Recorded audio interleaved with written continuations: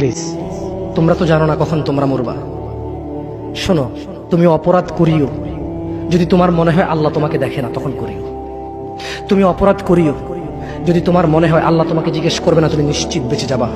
তুমি অপরাধ করিও যদি তোমার মনে হয় যে আল্লাহ তোমার জন্য জাহান্নাম নির্ধারণ করবে, আর তুমি আল্লাহকে বলবা আল্লাহ আপনি বললেই হবে না আমি জাহান্নামে যাব। যদি এই ক্ষমতার অধিকারী হও তাহলে তুমি অপরাধ করিও।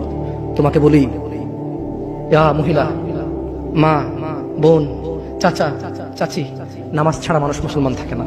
ওয়াল্লাহি আমি বলছি না কোথায় বাঁধবেন, তর্ক পরে। আমি বলছি আপনি নামাজটা স্টার্ট করেন না। আমি বলছি না যে তারা ওই 20 রাকাত পড়বেন না 8 রাকাত পড়বেন। আমি বলছি যে আপনি পড়েন, 2 রাকাত হইলেও পড়েন। আমি বলছি যে আপনি ঈশার নামাজ 15 রাকাত দরকার নেই, আপনি শুধু 4 পড়েন। আমি কি বলছি সুন্নত বাদ দিতে? আমি বলছি যে তুমি পড়ছো না, শোনো, ভয় পেও না, ঈশার নামাজ 15 রাকাত তোমার উপরে ফরজ নয়। আমি তোমাকে না করছি না 15 রাকাত পড়তে, আমি বলছি যে তুমি নামাজই পড়ো না, 4 পড়ো।